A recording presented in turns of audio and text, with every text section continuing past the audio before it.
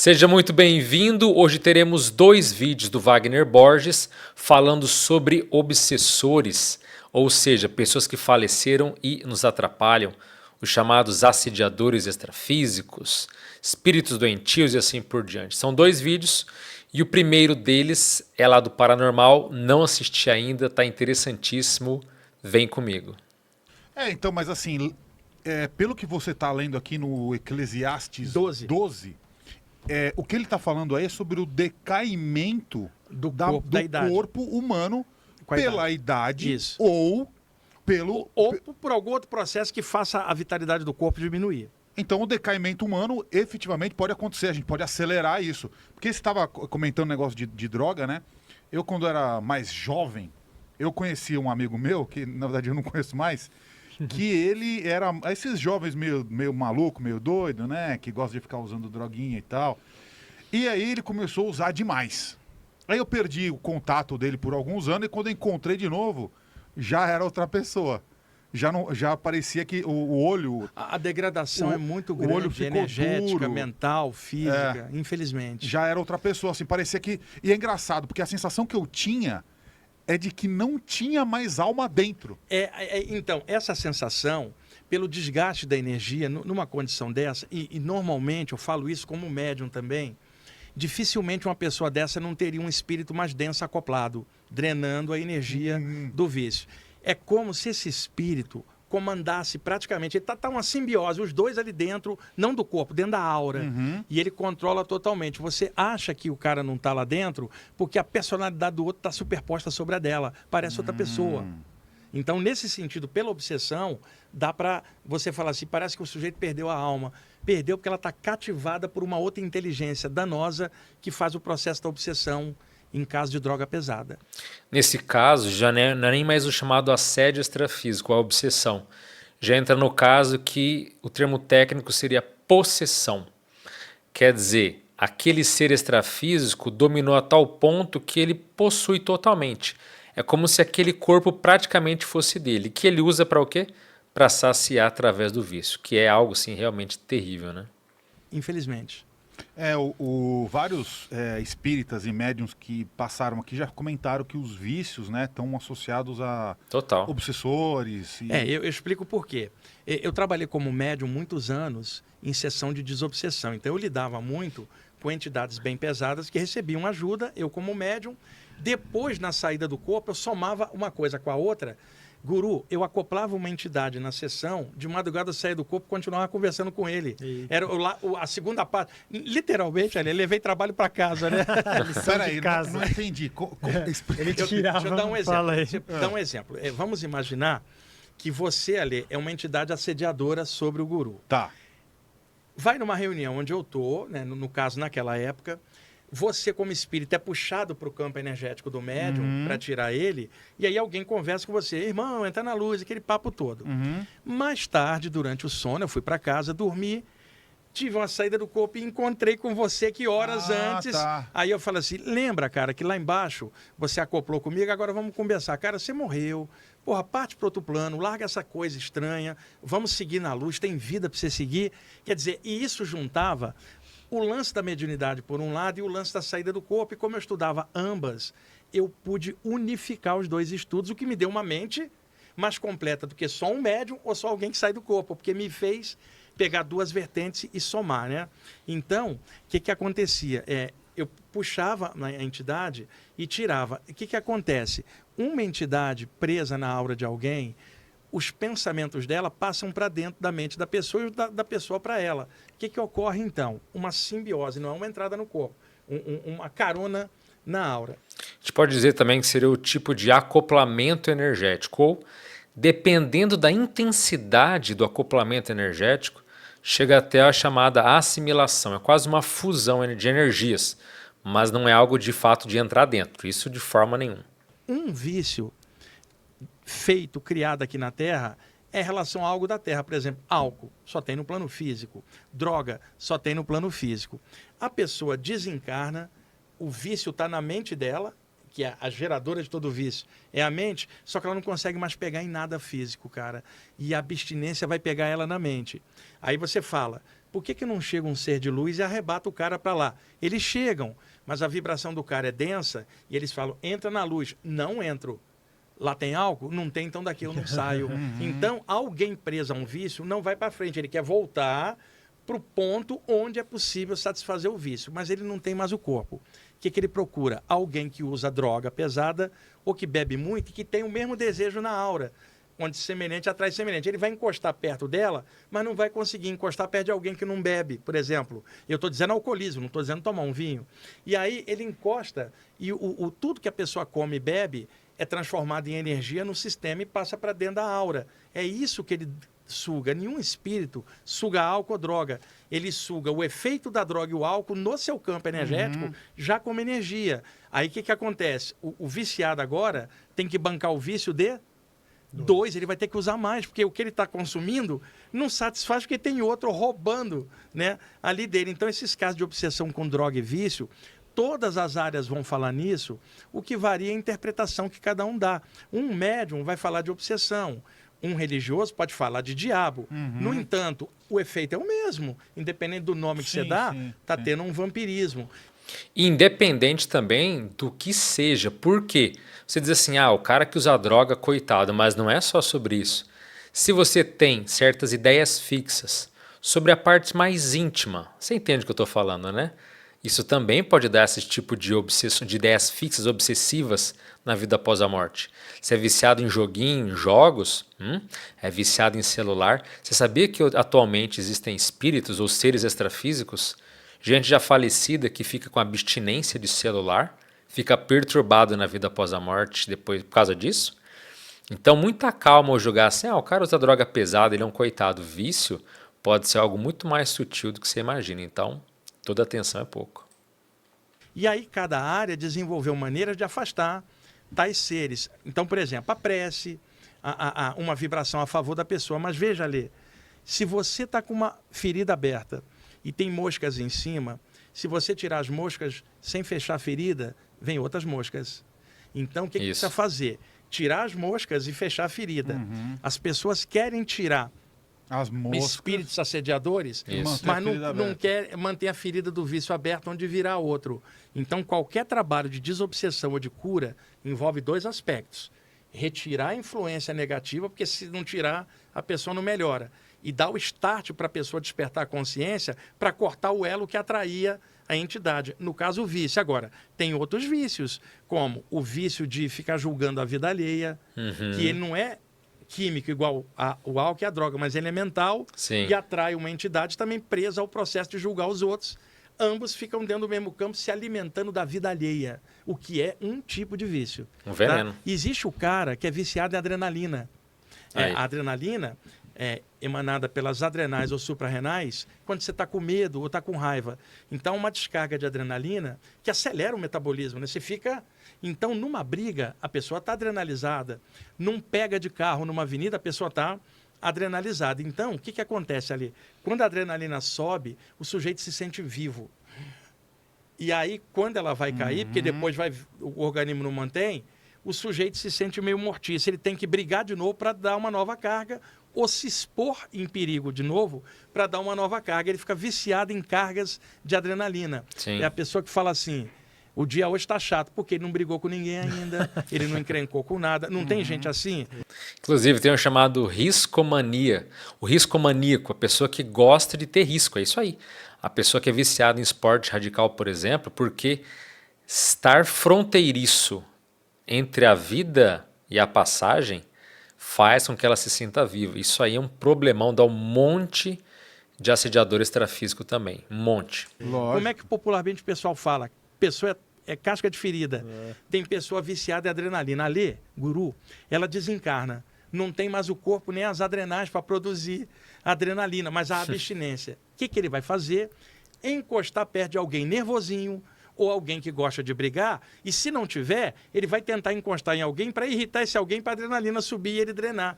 Vampiro de adrenalina, no sentido energia transformada. Isso quase ninguém fala. Olha um mundo como é, todo mundo pilhado ultimamente, e vê se não é a obsessão mais comum. A obsessão que leva o nervosismo humano, a ansiedade, são obsessores de adrenalina convertida em energia na aura da gente. Esse planeta aqui, para fazer uma obsessão, é fácil. Olha o nível. E outra, eu nunca me tiro em qualquer análise que eu faço ali. Quando eu falo humanidade, guru, eu também estou dentro dela.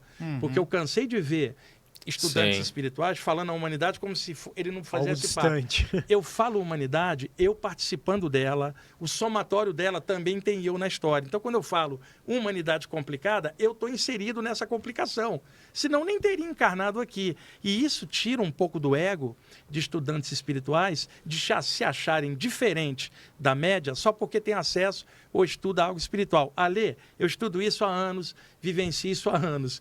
Cara, eu continuo a mesma pessoa, porque eu acho um absurdo um conhecimento que eu tenho, eu achar que eu sei mais do que o outro que não sabe isso, ou que eu sou melhor. Porque pode ter alguém que não estudou nada disso e é melhor do que eu. Claro. Então, é necessário a gente estudar toda essa parte espiritual com bastante discernimento e pé no chão, para não dar viajada na maionese astral. A gente estava conversando com isso antes, guru.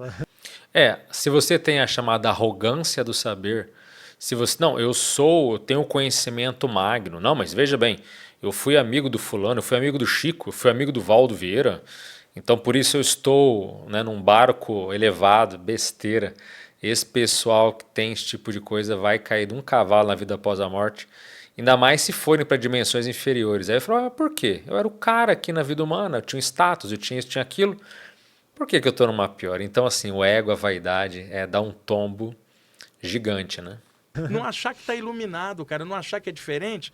Pelo contrário, eu sempre falo para meus alunos, falo assim, eu sou super sortudo de Deus ter me dado a chance de conhecer isso. Eu falo assim, no meio de bilhões de pessoas, tem outros que também trabalham com isso, e eu estou feliz de ter essa chance esses anos todos. É a melhor coisa que eu tenho. Eu não me considero iluminado, eu me considero sortudo, cara. Antes de continuar o vídeo, eu quero te contar uma coisa em poucos segundos. É com grande satisfação que anuncia o lançamento do curso EFC, Experiência Fora do Corpo, onde eu te ensino do início até o final como você ter as suas próprias experiências fora do corpo, sem precisar de EQM, sem precisar ter um acidente por trás, de forma totalmente segura.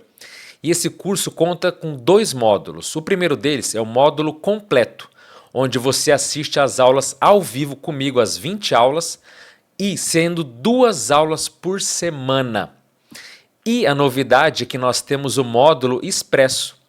No módulo expresso você tem as 75% de aulas, das mais importantes, quer dizer, das 20 aulas do completo você vai ter 15 aulas, mas o curso é gravado para você assistir no seu tempo. Então, o ao vivo vai durar 2 meses e pouco, o gravado você vai assistir no seu ritmo, na hora que você quiser. Depende de como você tem interesse. Dê uma olhada no primeiro comentário aqui desse vídeo.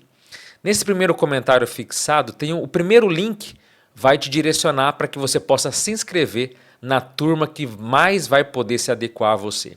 Essa é a grande chance de você ter as próprias experiências e num curso onde eu apresento os principais autores do tema, onde eu te apresento o suprassumo para você ter experiências magníficas. Então, se inscreva o quanto antes. Então, isso é muito importante para a gente baixar a bola do ego da gente, conversar com todo mundo normal, não se sentir diferente, não preciso botar uma roupa branca ou violeta para ser eu mesmo. E é importante a cor da minha aura, não é a cor da minha roupa. Importante é o que a gente pensa, o que a gente sente.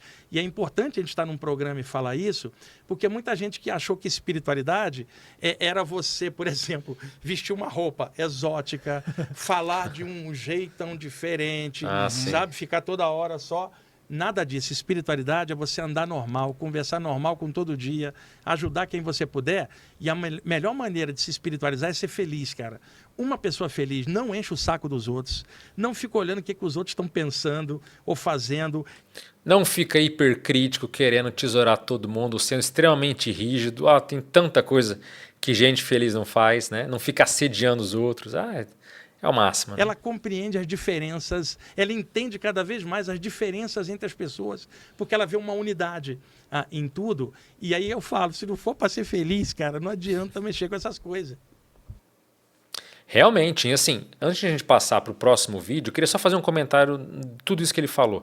Que veja, a questão do assédio extrafísico é que ele se conecta com a gente em função do nosso chamado autoassédio. O que é isso? Veja o que ele falou, é um processo de afinidade. Quem fica falando mal do outro, vem né, uma consciência já falecida, um ser extrafísico, acopla com ela e fica os dois ali, né? Naquela energia de poder falar, de poder, sabe, jogar aquela energia negativa, né, da fofoca e tal, que é muito negativo. O que é isso? A culpa não é do assediador que chegou, é você que criou o ambiente pelas suas imaturidades, que abriu a porteira, ou que abriu a ferida para que aquela mosca viesse e ficasse ali. Então, antes de você falar, pô, mas a minha vida não dá certo porque eu tenho muito assédio, ou porque aquelas consciências não me deixam em paz, calma lá. O autoassédio é a permissão ou é a conexão, o plug que liga você aos seres mais doentios. Entende isso? Então, antes de você falar assim, a culpa é dos assediadores, a minha vida está dando errado por causa deles, calma. Inclusive, eu vou te ensinar ainda hoje um jeito de poder te ajudar caso você esteja muito pressionado e caso esteja precisando dar um up na sua vida, na sua energia, ou de pessoas que você conheça que estão precisando de um apoio maior, tá? Mais para o final do vídeo eu vou te explicar como é que isso acontece, mas antes vamos para o segundo vídeo de hoje, ainda sobre essa temática. E eu contei para o Áureo uma coisa, eu vou contar aqui em aberto para vocês, eu já contei isso em vários cursos para os meus alunos. Na década de 90, já no meio da década de 90, 98, 99, numa das saídas do corpo, levado por mentores, eu assisti uma reunião extrafísica no umbral, no astral inferior ali. Grupos de obsessores, espíritos trevosos, que trabalham contra a humanidade de forma secreta e invisível, não são obsessores nossos, são da humanidade, coletivos, né? E eles estavam fazendo a reunião, eu fui levado, eu era invisível a eles, eles não me viam, para ver qual era o teor da reunião. O teor da reunião ali, Guru Áureo, era como acabar com a música New Age. Fazer ela entrar pelo ralo para que música ruim pudesse fluir. Porque muita gente meditando com música New Age emanava formas mentais positivas que atrapalhavam a obsessão coletiva. Então era melhor acabar com essa música e deixar a música ruim e rebaixada fluir. Isso lá já vinha desde a década de 80 isso. Na década de 90 ficou mais agudo. E outra coisa... Olha, eu nunca tinha pensado sobre isso. Claro, você sabe que tem assediadores envolvidos com músicas que são de baixo padrão, que estimulam certas coisas, certa criminalidade. Isso é óbvio. Agora, uma reunião extrafísica assim, de líderes de assediadores negativos, já planejando de modo assim... isso aí realmente eu nunca tinha visto nenhum relato nesse sentido. Mas faz muito sentido realmente. Você vê, hoje a gente tem referências da década de 60, 70, 80, culturais, não é só musical. Agora, repara da década de 2000 para frente, que referência cultural que a gente vai deixar para gerações posteriores. É claro que tem alguma coisa, mas não como se tinha valores e referências. Mas daqui a 20 anos alguém vai lembrar do que de hoje, cara? Da música atual? Isso que o Wagner falou, eu já sabia que ele ia falar, isso aqui eu já sabia, deixei para ele falar isso daí. E eu complemento que... Quando as pessoas perguntam para mim, por que você faz música New Age? Porque é uma continuação da minha vida. Eu tenho uma vida New Age. Eu sou praticante de yoga há 40 anos. Faço yoga há 40 anos. Eu sou praticante de Tai Chi Chuan. Estudei 20 anos com o mestre Liu Pailin. Então eu sou vegetariano. Quer dizer, eu tenho uma extensão, isso é uma extensão do meu ser, da minha forma de pensar, da minha forma de agir, da minha forma de passar o meu dia. Quando surgiu pessoas que começaram a pegar cerebralmente e fazer a música New Age, mas não era um contínuo da vida dela. E no início da New Age, aqueles caras que faziam a música lá no começo, eles tinham uma forma de vida assim também. Eles eram pessoas que praticavam espiritualizada, que foram envolvidos pelo movimento New Age na década de 70. Tinha um valor. Tinham valor. Os próprios integrantes da banda Yes, eles tinham ligação com o hinduísmo. Sim. O estudo do hinduísmo. Tanto que o Topographic Ocean... E aí, Conta para nós. É o seguinte, era o ano de 1973... O Yes estava fazendo uma turnê pelo Japão. Naquela época o Yes, o Genesis, o Pink Floyd, o Led Zeppelin estavam no ápice. Era a coisa da época, da década de 70. E ele estava em turnê pelo Japão e caiu nas mãos do John Anderson, o grande vocalista do Yes, o livro Autobiografia de um Yogi, do Paramahansa Yogananda. Ele leu o livro e ficou. Chamou o guitarrista, o Steve Hall, que também se encantou com o livro, e os dois montaram a estrutura para um novo álbum. Chamaram o Chris Squire, que era o baixo, o Rick Wakeman, que era o teclado, e o Alan White, naquela época, tinha substituído o Bill Bruford para tocar a bateria. E apresentaram eles dois para os outros três, que não entenderam muito bem a proposta. Mas eles conseguiram que a banda ficasse unida em cima disso e fizeram um álbum chamado Daily's From Topographic Ocean. Era um álbum duplo, com 4 músicas, uma por lado, toda baseada no Yogananda, falando dos Shastras hindus. No primeiro momento, o disco foi primeiro lugar no top... no top lá em inglês, e depois a crítica inglesa começou a baixar a lenha no disco, que ninguém entendia nada. O disco foi muito criticado, hoje é cultuado como obra-prima. Como obra-prima. Então, o disco era todo baseado nisso, e o John Anderson, em 1970, tem um disco do Yes chamado Time and the World, que tem uma música chamada Astral Traveler, Viajante Astral. Então, o John Anderson sempre foi envolvido dentro da parte espiritual, os outros nem tanto, mas ele era o líder da banda. Várias letras tinham a inserção. E o Rick Wakeman, o grande tecladista, ele sempre foi ligado no cristianismo. Ele, inclusive, foi casado com uma mulher que era quase uma pastora lá na Inglaterra. Ele fez muita música sacra, com conteúdo religioso assim também. Eu tenho todo esse material, que eu sou fã do Yes.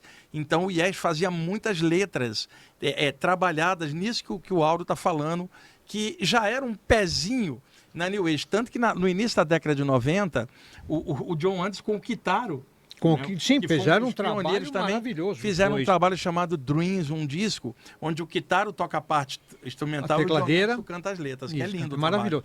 Eu me lembrei aqui de um caso que, na época que o Valdo Vieira estava com o Chico Xavier, ele teve uma experiência numa dimensão inferior, e ele viu que nessas dimensões estava escutando uma música. Eu não me lembro agora qual que era mas era uma banda famosa. E ele percebeu que havia muita sintonia, muita afinidade com aquelas dimensões inferiores com aquela música. Isso é da década de 60 lá. Mas veja, era uma música popular.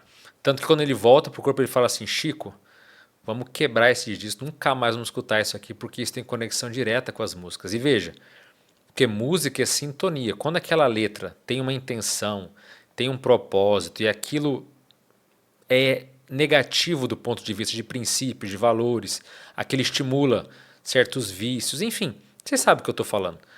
Aquela música não, mas é um ritmo gostoso. Não se engane, não seja ingênuo. Uma música pode te levar para o buraco, como pode até mesmo elevar seu estado de consciência. Então, nem a música a gente pode se distrair ou achar que é uma coisa banal, que não tem importância. Não, até isso os assediadores podem utilizar para nos perturbar aqui na vida. Então, isso é muito complicado. Então, essa ligação que o Wagner colocou, dessa influência espiritual, ela tem muito mais acesso, creio eu, a essas pessoas que fazem esse tipo de música, mas não tem um fundamento espiritual dele. É muito mais fácil. Quando você se aproxima de uma pessoa que a vida dele é a música, porque é uma continuidade, fica difícil para mim. Se vier falar comigo, vai falar sozinho. Eu conheci, o Áureo me contou várias oportunidades. O Áureo é arranjador, é maestro, manja pra caramba. Quantas vezes o Áureo foi cantado por músicos aí para fazer o arranjo dessa música ruim que tá rolando em vários aspectos e gêneros, né? E o Áureo recusou. Podia estar milionário, cara, fazendo arranjo para essa música aí do mainstream, bem básico mesmo, bem pré-sal, vamos chamar assim, lá embaixo, né? Pré-sal é ótimo, bem música pré-sal, é ótimo, né? Bem lá embaixo, que todo mundo que gosta de alguma qualidade vem falando nisso, inclusive gerações mais jovens já não estão tão condicionados assim, estão começando a questionar por que a música é ruim, principalmente pelo YouTube, quando a garotada olha a música feita em outras décadas, fala, meu Deus, como é que tinha isso e agora não tem? E não tem. Você quer ver uma coisa básica?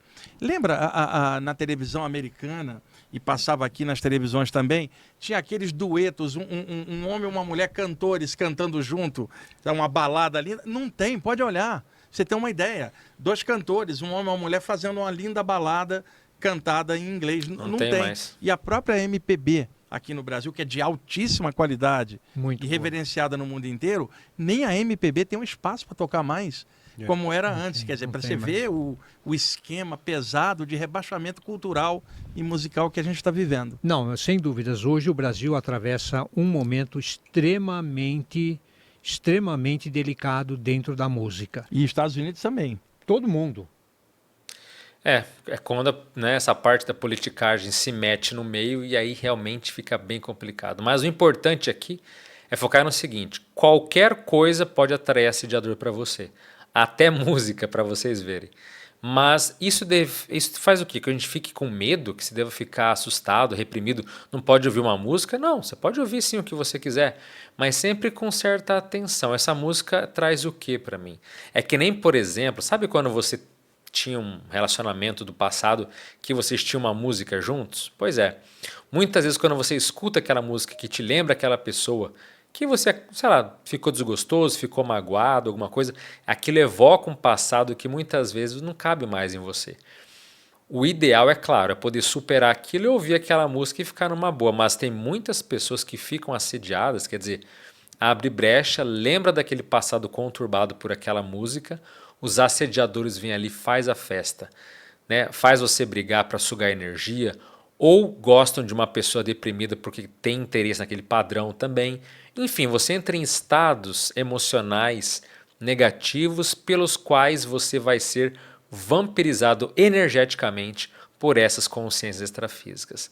Então, tudo na vida pode ser positivo, mas até mesmo músicas mal direcionadas, músicas que trazem emoções, mágoas, lembranças, até isso pode trazer processos negativos. Mas eu falei que eu ia te ajudar no sentido de dar uma certa luz em como você pode ser ajudado. Pois é, existe uma técnica de energização à distância que você pode ser ajudado. Eu faço isso desde 2008, é uma técnica chamada TENEPS, e eu dou energia diariamente para pessoas anônimas e indivíduos também que mandam pedidos de energização. Eu não tenho como dada evolutiva, mas eu vou te mostrar um pequeno trecho ali, lá do Plugado Podcast, onde eu explico como que você faz para mandar esse pedido para mim, é por e-mail, e como é que você preenche, o que é preciso, o que não é preciso. Até pessoas falecidas podem ser ajudadas com isso, tá bom? Não é cura tudo, não prometo nada, depende do seu nível de abertura, depende do problema específico, mas não tem contraindicação. Tá com problema? Ou veja esse vídeo e manda lá o pedido para mim. Tudo gratuito, tá certo? É uma técnica de doação de energia. Para quem admite, acredita que a gente troca energia, que pensamento é poder e tal, tem uma técnica chamada TENEPS. TENEPS é tarefa energética pessoal. É uma energização à distância. E essa técnica é feita 50 minutos por dia, em média. 50 minutos é 1 hora. Todo dia. Não tem feriado, não tem domingo, não tem nada. Então é um horário fixo, você para doar sua energia. Tipo um grupo de oração. Não é porque é sozinho, é totalmente isolado, você é pessoal. Não tem ninguém, não tem nenhuma testemunha física. Entendi. Mesmo que tenha alguém na tua casa, a pessoa se isola, vai num quarto fechado, ali ela trabalha as técnicas de energia e depois se predispõe para os amparadores que eles vão acoplar em você e vão pegar a tua energia para doar para quem está precisando. E nessa NEP a gente recebe pedido. Então você pode mandar um pedido, ó, fulano de tal, mora em rua tal, tá precisando. A gente recebe pedido de nome e endereço e o motivo é opcional. Às vezes a pessoa fica constrangida, né, envergonhada, mas a gente recebe por e-mail isso aí. Ah, é? A pessoa manda o nome, o Legal. endereço completo e a gente coloca numa caixa lá de assistência. E essa assistência dura de 1 dia a 6 meses. Casos mais bobinhos pode durar, bobinho entre aspas, né? Mas casos mais fáceis pode durar 1 semana, 1 mês de ajuda. Casos mais hards até 6 meses de ajuda. É um envio de energias. Isso. Então você doa energia todo dia. Eu me preparei anos para fazer isso, porque não... Entende? Não tem feriado, é todo dia, até o fim da vida. É uma predisposição que você fala, eu quero doar quase 1 hora do meu dia para ajudar os outros. Então, é uma energização que ela é mais interessante, primeiro, porque não é um passe magnético que não vai no centro espírita, que é 1 vez na semana. Sim. Outra coisa, você não tem um aplauso. Ninguém fica ali, obrigado, ó, você me deu. Não, é anônimo. Dá o papel lá, a gente doa e ninguém fica sabendo. Eu estou expondo porque você perguntou no processo pessoal, Sim. mas... E também não é segredo, dizer, ó, eu dou Não energia. posso falar, Não tem nada disso. Mas não é uma coisa que a gente fica se gabando. Até porque a gente também não tem noção do quanto que a energia... quanto que você ajuda, nem é bom saber, porque senão a pessoa pode ficar muito bitolada naquilo, entendeu? Bitolado no sentido de tô enviando energia suficiente ou não tá sendo eficiente? Não, no sentido da pessoa se sentir muito arrogante ou ela querer... Ah, tá. Então não interessa, assim, os próprios amparadores, eles não dão muita... Não querem mostrar muito, mas volta e meia eu já senti. Você sente a pessoa que está sendo ajudada. Eles mostram para você se tem visão, né, de quem está sendo ajudado, eventualmente, né? Que processo que é, se é... Às vezes você vê acidente de trânsito, você vê o carro tudo batido, alguém estava ali, não sei nem onde o acidente aconteceu, nem porquê, nem quando, nem... Mas tá lá, você vê a cena do carro amassado, você vê alguém sofrendo, às vezes acontece, mas isso é eventual. Então você doa energia, Legal. isso agora é uma técnica que para você fazer todo dia pelo resto da vida, tem que ter um comprometimento assim. Eu comecei em 2008, a gente nunca esquece, né? A data, um ano e tal. Porque eu levei anos pensando. Eu dava 6 meses, falava, agora eu vou começar. Daqui 6 meses eu começo. Via que minha vida estava tudo desorganizada. Não dá. Daqui 6 meses eu começo. Fiquei anos assim. A cada 6 meses eu ia começar. Até que quando foi o dia certo, final, agora é. Aconteceu um monte de coisa. Dá um livro, o primeiro dia dessa energização aí. Então é isso. Se você gostou desse vídeo, curta, se inscreva e compartilhe com outras pessoas. Aqui no canal tem muito vídeo bom que vai agregar conteúdo e valor na sua jornada evolutiva. Então é isso. Eu sou Alexandre Pereira. Eu fico por aqui. Desejo um fortíssimo abraço para você. As melhores energias anti-obsessores, anti-assediadores. Até a próxima. Valeu.